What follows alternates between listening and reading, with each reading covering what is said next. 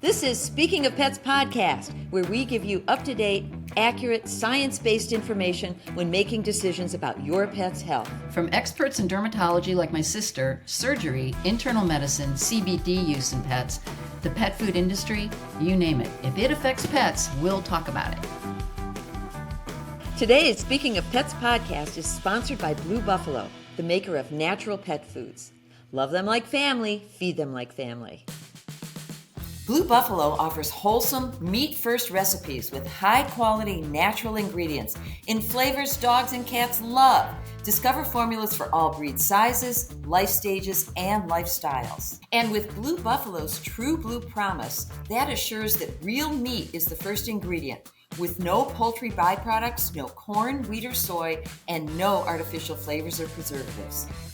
I'm Dr. Alice Jeroman, a board-certified veterinary allergist and dermatologist, and today I'm joined by my co-host. Hi, I'm Janet Novotny King. I am Alice's sister, and we are the Novotny sisters, and I am not a board-certified dermatologist and not medically inclined. I'm here to represent the average pet owner, pet lover, and rescuer.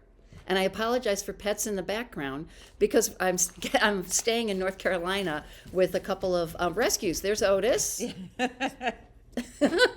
Well, anyway, Janet, I wanted to tell you we've been getting a lot of questions lately about cats because, remember, I was talking about my baby Capri, my 21-year-old little calico, who's in early kidney failure. And so people have been emailing us asking how she's doing. And I thought, I think we should have a cat expert on. And the first person I thought of was my friend, and I'm proud to call her my friend, Dr. Linda Schoenberg.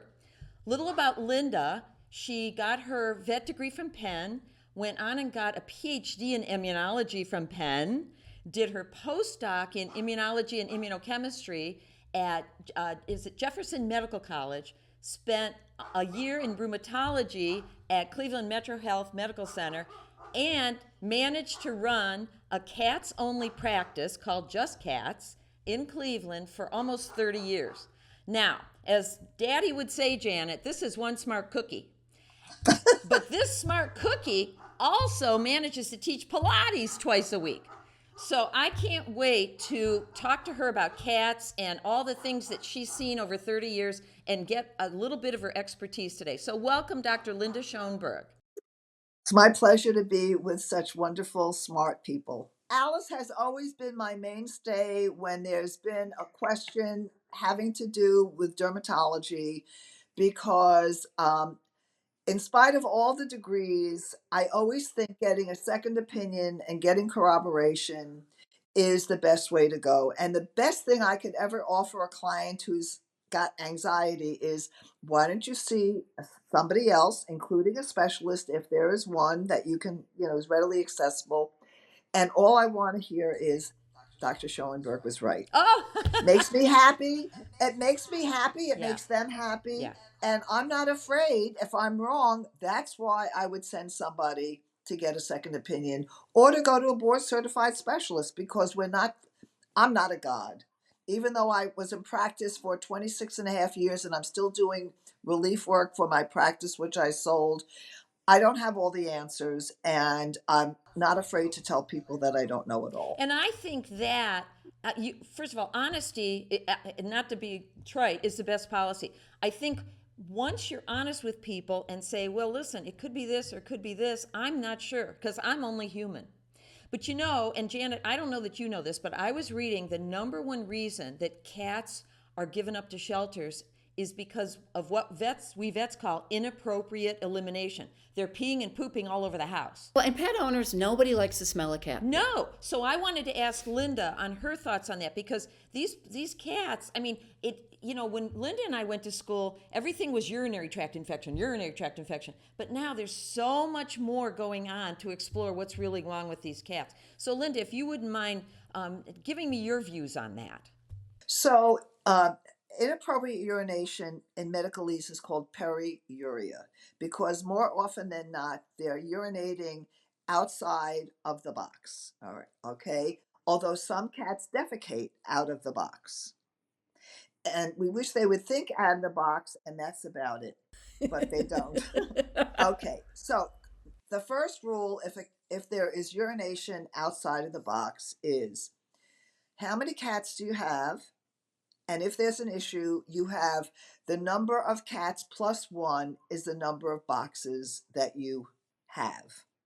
Number next, you never have a closed box. While a closed box might be preferable to the owner, odors can build up in the box, and a cat does not like to walk in and have, just like people, bad odors, assault them as soon as they go into And the they can box. feel trapped So in the we, box too, I would think. Yeah. some of Yeah. them. Okay, so open, always an open box. We want to have a box, especially for the older cats that may have some arthritis. We don't want to have sides of the box that are super high because it's painful for them to do that. So people can cut out, if it's a plastic box, they can cut out a nice rectangle so that they can go in, and this, and three of the sides at least are tall enough so when they cover everything up, the litter is not going to go all over the place. You don't want to have your box next to your washing machine or dryer where the sudden noise of the spin is going to scare the cat. You want it in a place that is preferably quiet. You want to have them, if you have a bunch of litter boxes, spread throughout the house.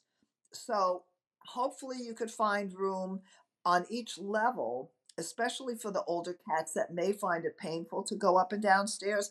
Have a box that's convenient for them on that level. The kind of material that your litter is made out of might be important for some cats, not all. Some litters have an offensive smell. Some litters have an offensive foot feel, and they want to have something that's maybe softer. And I always prefer a scoopable litter because for attentive owners, if they scoop it regularly, it's like they're walking into a fresh toilet, just like people. Okay. All right. With when animals defecate out of the box, more times than not, it's litter aversion. And so they're the ones that you need to find a different litter that may have a different fragrance. No fragrance is the best. Okay. And the texture might be another thing. So with these crystals, which I've never used or even seen, people tell me that when the cats urinate on them, they kind of like make explosive sound, little popping sounds. I think. Okay, I can't swear to it because I've never used it, but it's a matter of trial and error. So I encourage people to try different litters and spread them around. And if there is, the other thing is, if you have a new cat that comes into the Hmm. household, then what is the attitude and response of the new cat to the old cat? Mm. If one is stalking the other Yeah. and it's hiding behind the stairs near where the litter box is, no way am I going to want to go into that litter Right. box because I'm going to have to pass that cat that wants to kill me. That's right. So you have to take all of those things into consideration. Older cats that drink a lot and urinate a Yeah. lot, like your chronic kidney Yeah. disease cat, obviously they're going to be urinating Yeah. more frequently. The amount of litter that will be consumed will be greater, so you need to pay more attention to the litter, the depth of the litter. Hmm. So you don't want to have a half an inch of litter. You want to have a nice, substantial amount, and remember to refresh it more often because you're using more of it because they're urinating so much. It's funny you said that because my husband, when we were at Aldi's the other day, I said, I want to get two more litters. He said, boy, that cat goes through litter. I said, well, she's in kidney failure. Yeah. And I think things have gotten a lot, we're considering more psychological elements to the cat than we used to, and I think they're very emotional and we just didn't know it. We thought everything Right. was a bladder infection, and we threw all these cats on antibiotics. And here, a lot of it is kind of, hey, I'm not happy with this other cat in the house, or I'm not happy that the repairman is here. And a lot of cats will get, Linda, if you want to talk about this, FIC, that feline interstitial Right. cystitis, Right. which, Well, the first thing is we're blessed because we have a behaviorist in yes, we Cleveland. do. And so while I might be a cat specialist, I'm not a behaviorist. And so we always will offer the option of getting involved with the behaviorist, because for some cats that are very stressed out, and that also brings us into the feline idiopathic cystitis, the FIC cats, they might need behavior modifying drugs to calm them down, to ease their emotional stress. But having Okay. said that, now having said that, emotional stress can be a plenty, and Janet, you would agree with this, when you have to give your cat a pill. Like, if the behaviorist puts this cat on some sort of antidepressant, I mean, Okay. we need to talk about pilling tricks, because There are two things that I traditionally always discuss when I have a brand new kitten exam with an owner. Okay. The first thing I say is, since doing declawing is considered not appropriate any longer, and somebody's going to have to cut the claws, although they could always go to a groomer or a vet to do it, I teach them how to cut toenails. And then I say, you know what? Probably once a month is appropriate for toenail trimming. So if you do 1 foot a week and phantom clip the other 3 feet, your cat will all of a sudden say, this is no big deal, and it will be easy to cut toenails. That's smart. okay, That's Because, smart. thinking. it's Yeah. not a painful procedure. Right. Okay. So that's number one. Number two is I teach them how to give a pill. I say you need to phantom pill your cat. And so I tell them to place their hands, if this is the cat's head, they put their hands around the head so that their thumb and their index finger are right above here, and not below the jaw, but above. And when they tilt the head back, miraculously the lower jaw automatically flops down. And then you take your middle finger and push down on the lower jaw. You have the pill or make believe pill in your thumb and index finger, and pop it in, and you can squeeze a little bit of water and then say, oh, you're such a good kitty. You're such a good kitty. So And they Janet, I want you to try that. Janet adopted 2 kittens. They were feral kittens. So she never did any of that. So you're in big trouble Well, now. feral- No, wait. Wearing an Feral oven is mitt. different. Wearing So an we're oven mitt. So they won't catch, like a big thick oven mitt. And we do that thing here and then slam it shut. And then we do the good kitty and then go like this on their throat. So they're like swallowing it. helps. Does that make sense? Every pill should be followed with at least 3 cc's of water, because it's easy to take a little syringe and slide it in beyond the canines and let them swallow it. And it's always good kitty, good kitty. Hey, Linda, the But other thing the is, more they are accustomed to somebody tilting, lowering, pilling, yeah, that's true. water, and oh, good kitty, then once again, if that's something that they know from birth that you're doing to them and it's not painful, then hopefully when it is time to give them a pill, it will work. If the pill tastes horrible, Yeah. which many of them can, Yeah. gelatin capsules. Yeah. We have 5 sizes of gelatin capsules at the practice that we will dispense with medication. If a cat is on lots of meds, which is not uncommon as they age, you can put more than 1 pill into a number 1 gelatin capsule.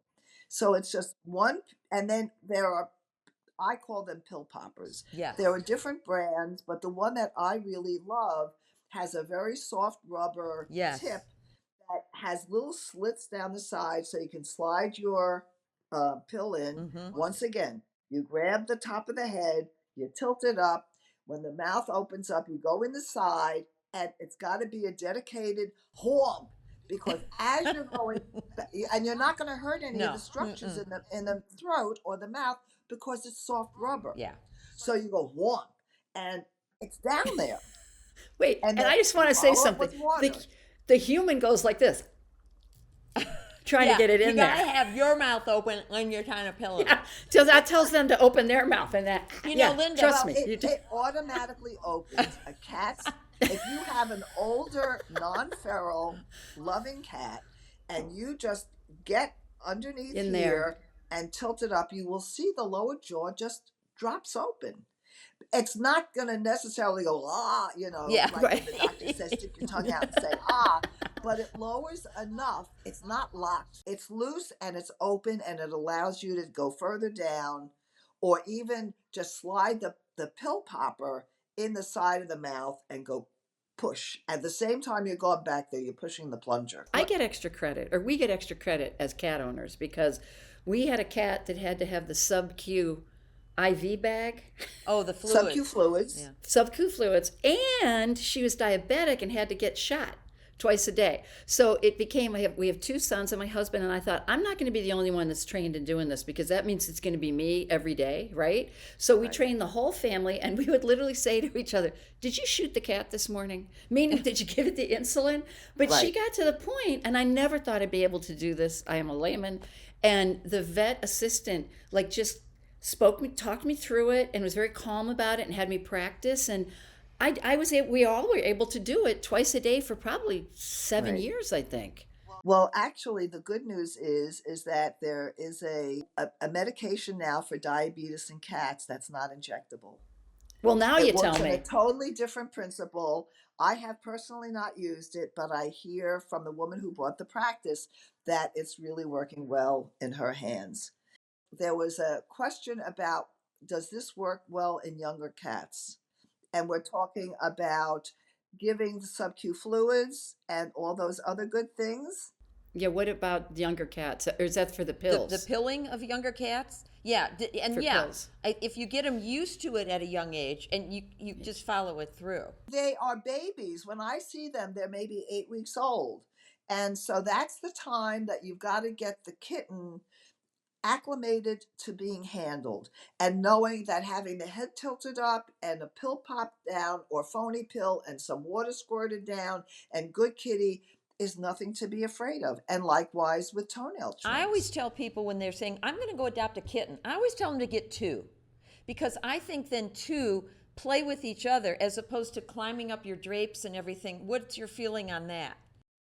Okay, They do so this. everything that I know from Yes. behaviorists, okay, we were always told that cats are solitary Yeah. creatures. And as solitary creatures, they're very happy to be there by themselves. I have had one cat at a time. I also had a dog and a cat at the same time, but that was my personal experience. And when people talk to me about cats and I tell them, one cat is really ideal because that's their nature, they say, "Oh my God, no. I have had multiple Mm-hmm. cats and they love one another Mm-hmm. and they groom one another and they play with one another." And so I've got to believe that my cat owners know a lot more about certain things than I Oh, do. And if they're gone all day, now that people are not locked down for yeah. COVID, okay, and that was a big emotional trauma for a lot of pets because when the owners went back to work, the animals went Yeah. ballistic. Oh, that's Yeah. right. Where is my Yeah. owner, Yeah. so if they are litter mates, I would assume that they are comfortable with one Mm-hmm. another. If they're from a shelter and they've been housed Mm-hmm. close by or together, that would be another good Yeah. indicator. And I would say to somebody, if they seem to be fine, my guess is they're going to be fine in the Yeah. house. I don't know that playing with one another is going to prevent them from certain behaviors that you don't Mm-hmm. like scratching on the rug Yeah. or on the furniture. I mean, that is something I think each cat is going to decide how they're going to navigate your home and your True. property. If you have a scratching post, I always liked the vertical ones Mm-hmm. that had the sisal rope Yes. up Yeah. them, and I would tell owners to rub some catnip on it to make it even more attractive to the cat.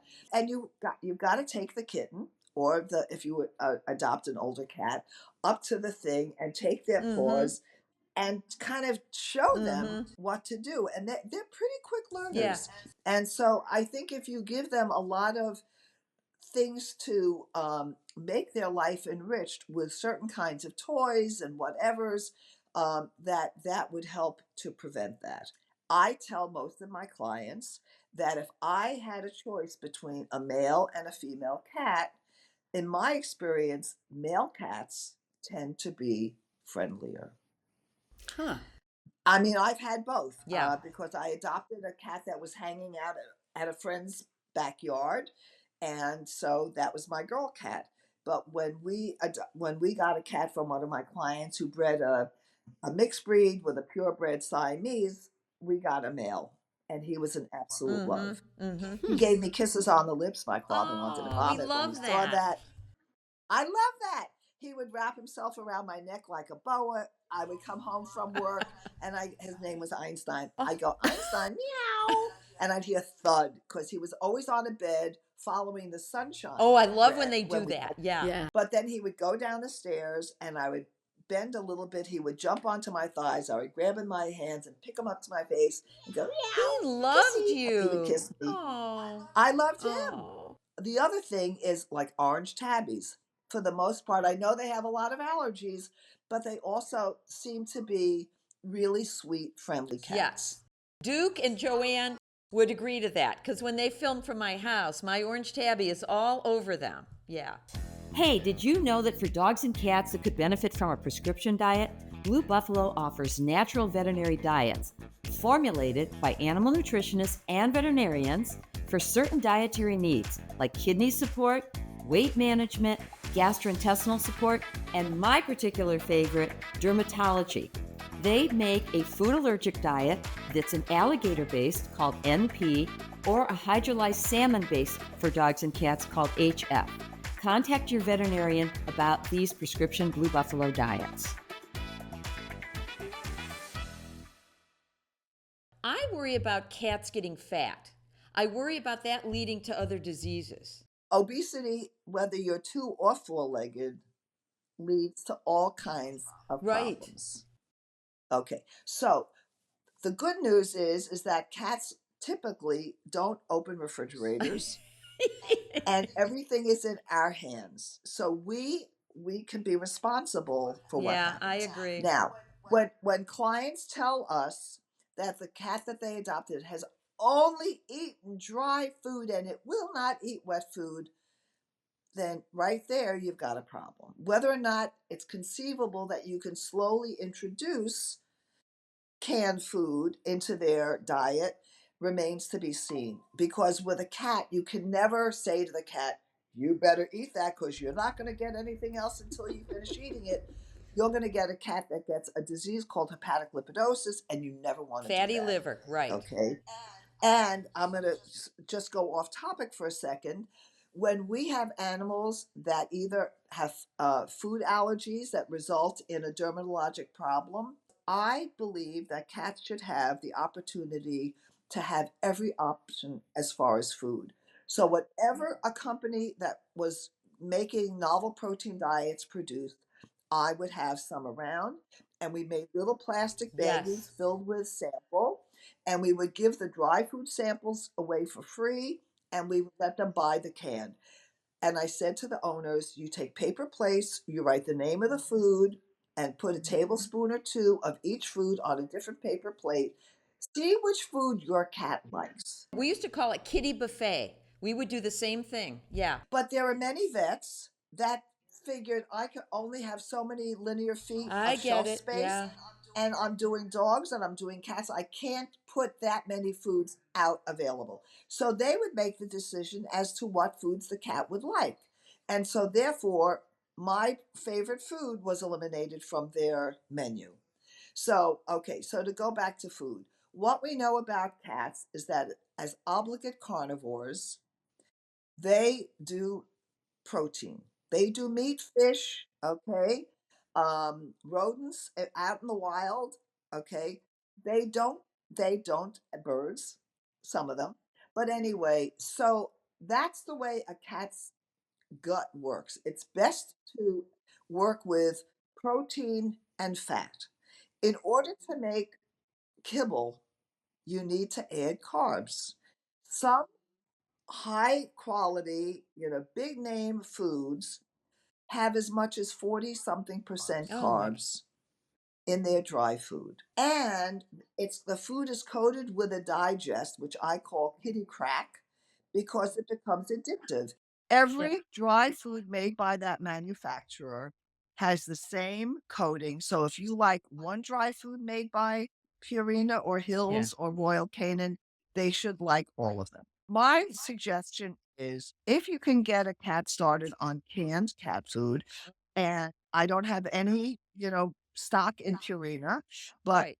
Purina has 3 fish options. There's salmon feast, there's tuna cod sole, and there's a shrimp something other combination Bisque, yeah. that has either 0 carbs or maybe 1% carbs.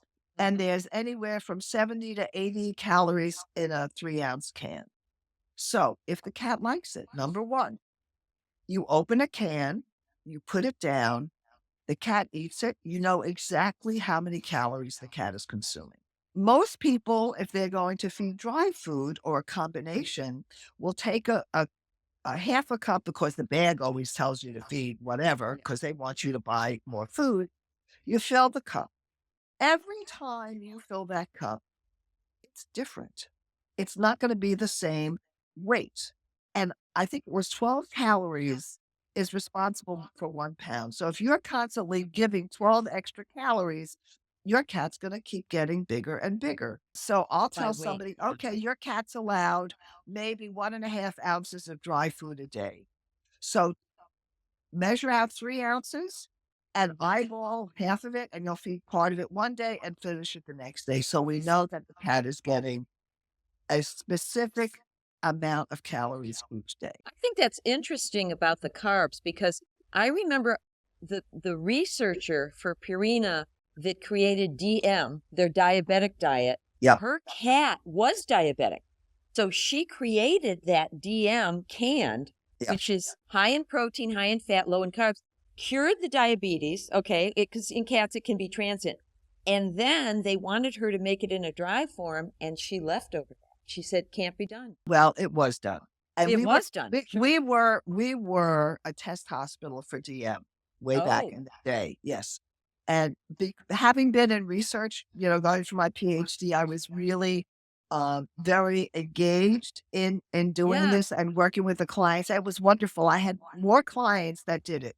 So what we found out was DM, and I think they may have a low calorie DM now.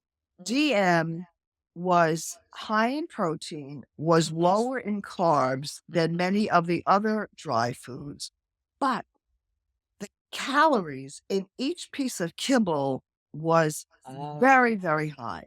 So Okay. I would tell people that if your cat likes DM, that's fine. But if somebody gave me a choice of having 10 kibbles versus a big salad, Oh, I'd rather go for the big salad yeah. instead I of hear 10 you. kibbles. Because how could I feel satiated Yeah. on 10 kibbles, even Yeah. though calorically it was adequate? Yeah.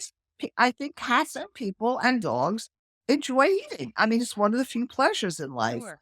And to have it over in 5 seconds Yeah. is not my idea of a good time. Wait, Now, can I ask a Janet- question? Wait, I have a Yeah. question. So I know what Purina DM is, but can you tell our listeners you have to get it through your vet, if I'm not mistaken? You don't pick it up at the grocery store. Okay, so so the other thing is Purina makes a food called OM, obesity management, which has a little bit higher carbs but is way lower in calories. And we always gave that as an option for cats who need to lose weight. And my recommendation for the diabetic cats is really it's always best to do canned food because I think they'll like it and it's better for them. The other good thing with canned food, to go back to the chronic kidney disease, is that canned food has way more water Right. than if you put down dry food and have a nice bowl of fresh, cold water for your cat to drink. They will consume more liquid by eating canned food than they would by having the dry food and the fresh water available. Oh, I was going to say, I listened to a wonderful webinar by Debbie Greco, whom I love. She just did one on thyroid the other night, but a one on kidney disease because of my little Capri. And she said after 8 years of age, she loves everyone on canned food. But I've been, according to her instructions, okay, we give Capri can. I add warm water to it with because of the idea their prey is warm. When they make a kill, it's a mouse or what have you, and it's warm. And I'm telling you, that's why I'm getting much fluids into her. Now, Janet, when your cat was in kidney failure, we didn't know that then. You know what I'm saying? So you were doing subcute fluids and everything else, which I think as vets, we're getting away from that. I think it's a function of your client and the cat and how willing they are to Yeah. do that. It's not People easy in don't some like the cases. Right. idea of sticking an ugly looking needle under the skin of the cat. Okay. And first of all, I think a lot of people were overloading with fluids, and now it's a much more limited amount volume that is going in. So if the cat is happy to sit there for 2 minutes or whatever it's going to take, because it doesn't take that long. If you are taught how to lift the skin, slide it under, and then let it go, it just goes right in. And it's, as long as it's not ice cold, I mean, you want to have it Yeah. at Oh, sure. body temperature, whatever, warmish. Um, and if the owner and if the cat tolerate it, that is wonderful, because all of that extra fluid allows the elimination of urea, which is Yeah. the toxic product that's present Right. in the bloodstream that makes them uremic. Okay. And so it helps them. There are some downsides to the fluids as well, because if they were already anemic, then it will worsen the anemia. If their potassium is low, which happens just the opposite of people, where their potassium goes up, in kidney disease in cats, the potassium goes down. They get weak and they're walking on their elbows and hocks. Oh, I So, know. so then you get potassium supplements. There's all kinds of stuff. Well, I'd like to tell our listeners, wait, Alice, that it is like I never thought I'd be able to do that sub-Q thing with the IV bag, but Yes. you figure it out. Like I would sit on the floor in the kitchen and I'd hook the bag on the handle on the kitchen cupboard, so it was up, and then and she was all chill anyway. She was kind of a slug, and it was smudge, and then I'd stick the thing in, and then just sit there, and then real quick, you just kind of open that thing up. And you wait till it goes down the line, and I mean, I could do it. We all did it, but it was scary at first as a non-medical person, but it is possible. Linda, I need to ask you, did you ever have anyone pass out? I had, even You in mean the human or dermatology, the and we don't pet? give subcute fluid, but I had a policeman. We were teaching him how to give his cat a once a week allergy shot, which I got to tell you, when we would teach these people, and when I say allergy shot, I mean a desensitization shot. I don't mean a cortisone shot, because Right. Linda and I are anti-cortisone people. You got that right. Yeah. So we're teaching him how to give a shot, and it's a little 1 cc syringe, and he went down. And so my technician, who's a very hardy farm girl type, said, "You carry a gun and you can't give your cat a shot." So he brought the cat in every week and we gave it the shot. But I'm just curious, did you ever have anyone pass out? I never had anybody pass out, but cute dog story. So from transitioning from doing research at the 2 human hospitals in Cleveland to Yeah. getting my first job in companion animal practice, I lived at my roommate's home in Rochester, New York. She was part of a 3-practice hospital, and it was great. They had a client that had a diabetic dog, and for whatever reason, the owner couldn't give the injections.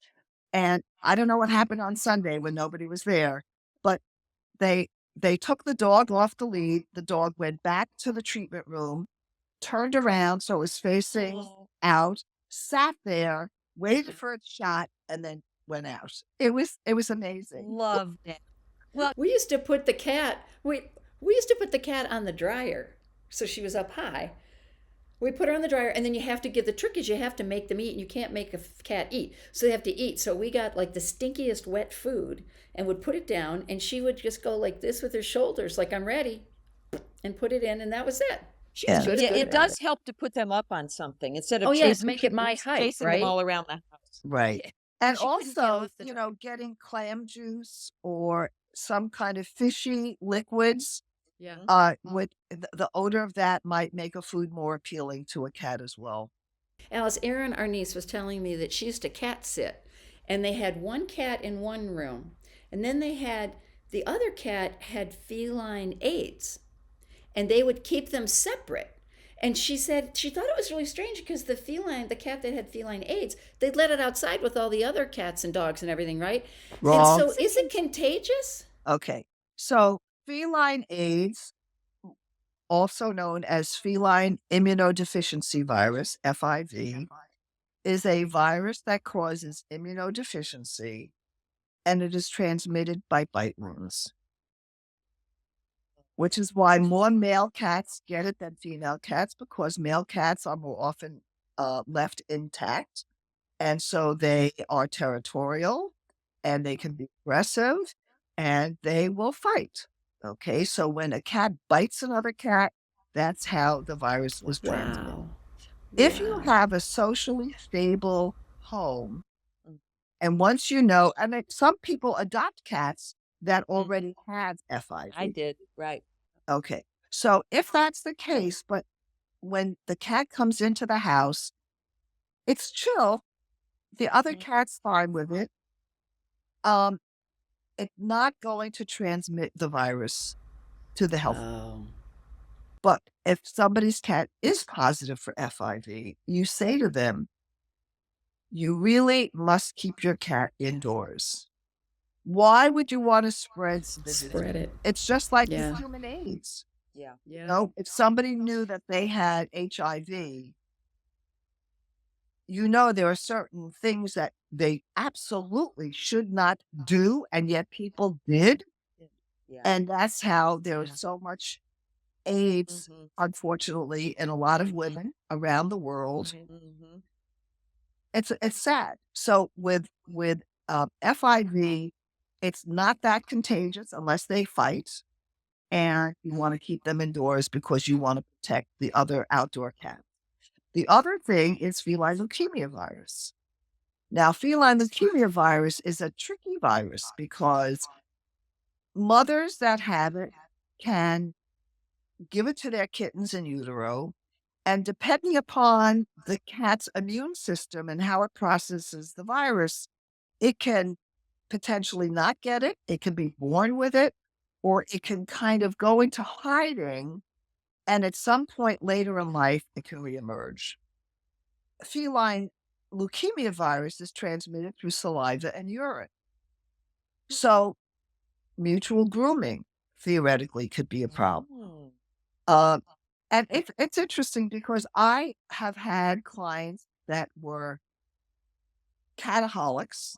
They had lots and lots of cats, some of which were leukemia positive. And yet, whatever the dynamic was in her house, her other cats stayed disease free. Yeah. And with leukemia, they used to say, and I'm not sure that this is still the case, that anywhere from 5 to 7 years after a cat tests positive for feline leukemia, they will die. They typically get anemic, they get other kinds of issues, and it's Mhm. really bad. With Mhm. feline immunodeficiency disease, those cats die from other diseases Yeah. completely. I mean, they could have horrible gingivitis, they can have, other infections because of a reduced immune system, but usually they die from chronic kidney disease. And, old cats get thyroid disease, old cats get intestinal lymphoma. Um, so for somebody not to keep an AIDS positive cat in this day and age, especially if it's their only cat, they should because they'll get a lot of pleasure and they're giving the cat a good home. But one other thing, Linda, what's your opinion about indoor versus outdoor cats? Okay, I am a firm believer in strictly indoor cats, Mm. unlike everybody in the United Kingdom, where Mhm. Yes. they deserve to be out and about. Mhm. In our country, there are too many accidents where animals are hit by cars. Mhm. Why that doesn't happen in the UK, I don't know. A lot of people have yard work done and all kinds of materials applied to their Yeah. landscape, which can Yeah. be toxic to animals. Yeah. And so you don't want that to happen. there are coyotes in my neighborhood. There are Yes. coyotes, and you don't Yeah. want your pet to be somebody's lunch. Yeah. So I tell my clients that if you can provide them with good quality life, toys that allow them to exercise, things that keep their minds engaged, safe toys. So one of the things that we do for all new patients, as long as they don't bite the doctor on their first visit, they get a gift for being a good patient. So we offer either a little catnip toy, which Uh-huh. I do, but I don't love. And I always tell these people about, I think, the most clever toy in creation. Whoever thought of this was a genius. It's called a cat dance. It's made out of a little Yeah. bit of, Feathers. no, it's not feathers. Oh, it's not the feathers. It's the one that is a wire that kind of Oh, comes yeah. out. It's got cardboard, one piece of rolled cardboard at Yeah. one end, and on the other end, there are 3 or 4 pieces of rolled cardboard. You put the single edge Uh-huh. into a bottom drawer, the thing arcs up, and then the cat will try to kill it or, beat it up. My cat used to put the wire in his mouth, go up on a bed, lay it on the side, lie on it so that the thing would come up, and with his hind legs, he would try to kill it. And I had a client within a week or 2 of her bringing in the kitten came in, she said, "It died." I said, "What?" Oh, the toy. She said, "No, no, not the kitten, the The toy. toy." Because the cat just played with it until it was no longer. People have to be creative. But I think loving your cat and playing with your cat, and if you use one of those lasers, Oh, yeah. because a And lot of laser cats print. go nuts with those. Yeah. What a lot of owners don't realize is that after they pounce what the laser thing is, they need to be rewarded. So you need to reward them either verbally or petting or give them a little treat, because the treats all those treats can be a lot of calories. Yeah, But that's true. they really forget that with a laser, that it would be very frustrating to keep succeeding, and Oh, then yeah, and not what getting happens? anything. And not Point. getting anything. Can you tell the sex of a cat just by looking at their mouth, their facial structure? No way. Okay, so here's what happened. We had 2 very long-haired fuzzy kittens when we You've lived got to in lift the California. tail up and look And for look at that either an end. So- upside down question mark. Okay, so hold on. So I had taken the kittens to 2 vets for their usual shots and all that, and we were told they were boys, so our sons gave them boy names. So I take it to the 3rd vet who's going to neuter and no, they were spayed. Yeah. Sorry, they were girls. So I take him, and he takes a look at the face like this, and he goes, "Oh, well, I'll be spaying." And I went, I'm so sorry. I don't mean to be disrespectful. Maybe it was but what color was the cat? Was it a Well, calico? black and white, super long hair. So I looked at him, I said, I don't want to be disrespectful, but aren't you looking at the wrong end? My guess structure. is that he probably already had either a feel Oh, Down there. and right. Yeah. And So he they were would really girls. a smart what, because there is no way I God said, earth that you can look at somebody yeah, yeah. and know what their sex is. You've got to look under the tail in a cat. I know. I that's what I was confused. So then I had to call my husband and say, "Hey, tell the boys they're girls, not boys. So you got to change the names." Well, not always, because there are a lot of names that could go either way. Dexter went to Dexy. So there you go. One more thing before we go, Linda. I want to tell people, be very careful about sewing and needles. For some reason, cats like to ingest a needle with thread on it. Right. And would you Ew. comment on that, Linda? So there are lots of things that people need to be careful about with cats. Number 1, toys that have string. Cats eat weird stuff. Mm-hmm. And one of the dilemmas is that it's called a string foreign body. Mm-hmm. Because even without the needle, which they like, I mean, whether it's shiny or which end they start with first, only God. Oh. But one end of the string or wool goes down and it's stuck underneath the tongue. Yeah. And depending upon the length of the string, it can not only go down the esophagus into the stomach, but then gets into the small intestine. And in small intestines, the way stuff moves from the top of you to the bottom of you is by peristalsis. So there's this movement back and forth and back and forth. If you've got something that's fixed under the tongue in the mouth and the bottom strings are in the gut, what happens is that more and more of the gut gets accordion, and it can pierce, it can break through the intestine. Okay. So what happens? The first thing is a cat comes in vomiting. Okay. The first thing I do is I grab the head, tilt it back, lower down. And I do this in my exams because cats can get cancer underneath the tongue. You always got to look under the tongue. And I lift up the tongue and oh my God, there is this thing under the tongue. So at that point, what you do is either you anesthetize the cat, mask it down for brief anesthesia, cut it if it's not been going on too long, and the x-rays, don't look horrible, and see what happens. So, and believe it or not, there are needles that have gone from this end out the back end without causing problem. Unfortunately, healthcare in this country for humans is not the way it used to be. I think medicine is broken. I think we as veterinarians do a much better job. But unfortunately, pet insurance, which is very well accepted in Great Britain, for some reason people here don't buy into it. And as a result of that, they're very concerned and they get crazy when a veterinarian says this procedure is going to cost so much.